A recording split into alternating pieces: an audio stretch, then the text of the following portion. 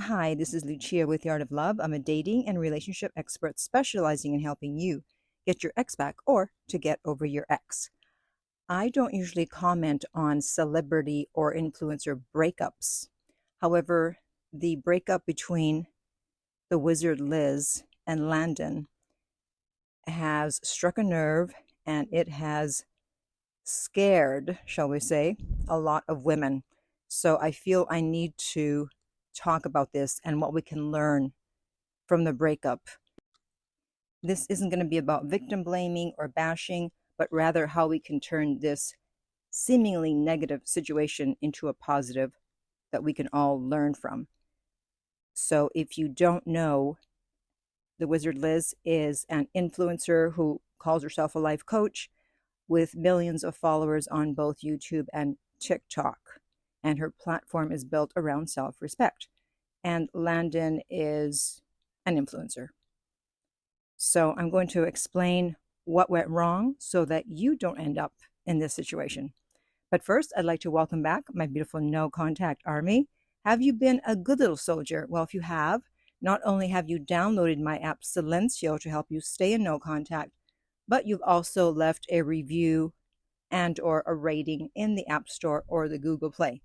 And if you would like to join our army, all you have to do is hit the subscribe button and the bell notification, and you're in. And to read our manual, go to nocontactsecrets.com, where you can read 2 free chapters before you purchase the book.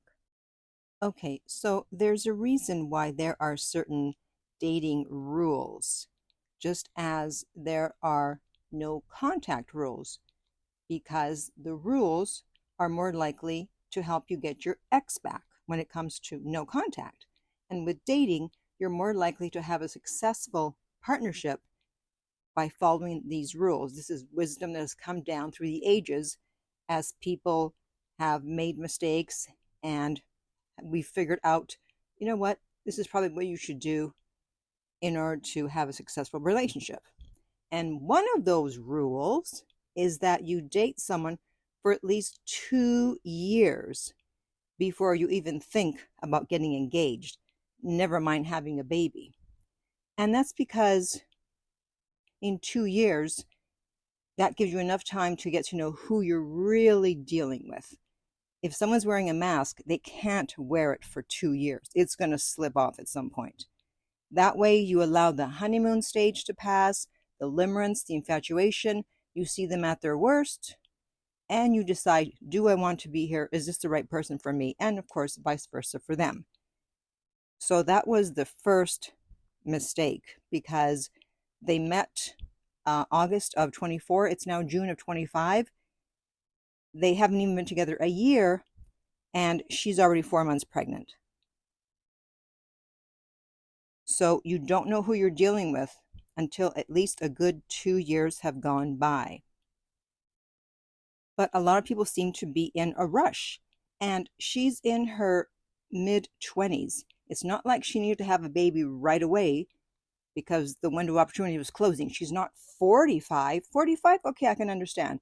25, plenty of time to have a baby. There's no need to rush into anything. You know, the person that you choose to marry or to have a long-term relationship with, if you don't want to get married, is going to be the most important decision you will ever make.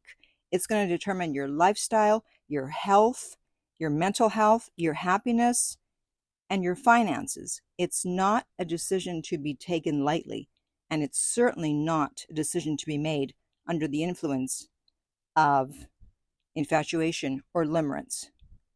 If you're over 45, 50, okay, 1 year, fine. You're older, you should be wiser, you should be able to discern, be more discerning about who you're dating. But anything under that, no, you can't go wrong by following the 2-year rule. No one ever regretted going too slow, but a lot of people have regretted going too fast and jumping in too quickly and then finding out who they were really dealing with. And I know there are probably going to be people in the comments who are going to say, well, I know someone who was married within 3 months, who was married within 6 months, and they're still together. Well, first of all, there's always going to be an exception to the rule. But that doesn't mean that just because it worked for someone else, it's going to work for you or for the majority of people. That's like saying, well, I know someone who jumped off a bridge and they lived. Okay, well, then go jump off a bridge and let's see how that works out. So don't use this excuse that you know someone who did not follow the 2-year rule. And when did that happen? Was it last year or was it 10 years ago, 20 years ago, 30 years ago? The dating landscape has changed immensely in the last 5 years even. So just because it worked in the past, it doesn't mean it's still going to work today. Next, let's talk about love bombing, because apparently Landon told Liz that he loved her within 36 hours of meeting her in person. So when you get love bombed, your ego wants to believe it, because your ego wants someone who will worship the ground you walk on, who thinks that you're just the most amazing person in the world. And when someone says things like, I love you, that early on, instead of being suspicious, being concerned, and instead your ego's like, yes, finally, someone who sees the real me, someone who sees how amazing I am, someone who sees how worthy I am of their love. No. When someone says, I love you, that quickly, don't be flattered. Beware. And the phrase, I love you, is not something that rolls off the tongue easily for most men. Most men are not dying to say, I love you. If anything, they're trying to hold off on saying it as long as possible because they know things are going to change. The dynamic is going to change once they say that. So you have to be suspicious of someone who's able to say it in 36 hours or even 36 days. That's still too soon. At least 2 to 3 months have to pass before someone even goes there. And even if he can say, oh, well, I was just joking. Why would someone joke about something like that? He wasn't joking. He was love bombing. So how do we deal with a love bomber? Well, there's a lot of responses that you can give. And here's some of them. You can say, you're so cute when you lie. Or you can say, you're so cute when you love bomb.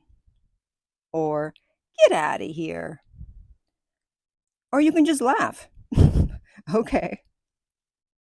Now, if hearing those responses scared you, and you could never say any of those, then you have an anxious attachment style, and you're going to get played by a love bomber / narcissist. Because if you say, I love you to someone with an avoidant attachment style, they're going to be looking for the nearest exit. They're going to be like, get me the hell out of here. So you're going to get sucked in by the love bombing, and you're not going to want to use any of those phrases. And as I said, you're going to end up playing yourself. Love bombing rarely works on someone with an avoidant attachment style. It mostly works on people who are anxious. And then finally, you may be saying, okay, how can I protect myself from someone like this in the future? How can I ever trust anyone? Well, the good news is you don't have to trust anyone. You have to trust yourself. You have to trust that if you work on yourself to have a secure attachment style, that when you see the red flags, you'll leave sooner rather than later. Also, your intuition was given to you for a reason, and not enough people are using it. My intuition has helped me in so many cases. And in fact, I once caught a guy cheating as a result of my intuition. I was 21. I was dating this guy, and he was out of town. And I started having these thoughts. It was the same thought every day, several times a day. Call Steve. Call Steve. Now, this was the day before cell phones. So he only had the landline at home, and I wasn't going to call him because he was out of town. And yet I kept having this recurring thought, call Steve, to the point where I finally said, fine, I'll call Steve just to stop this thought from popping into my head all day, every day. And what do you know? Who was at Steve's house? a girl named Sean, who I had already suspected that something was going on and who he claimed was just a friend. Yeah. So when he got back into town, I was supposed to take him out for his birthday to a fancy restaurant because he had taken me out for my birthday to a fancy restaurant. And instead, I took him to a coffee shop. And I said, I know about Sean, so you got to make a choice. It's either her or me. And he picked me. So, how do you develop your intuition? The best way I know of is meditation. Meditation helps you develop your intuition by quieting the mind, enhancing self-awareness, and improving your ability to tune into subtle inner signals.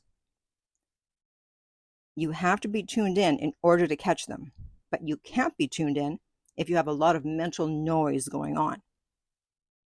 So meditation helps to calm all this chatter in your mind, and it makes it easier to recognize intuitive insights that are often drowned out by overthinking or external distractions. Your intuition is your best friend and your best defense in life and definitely in dating.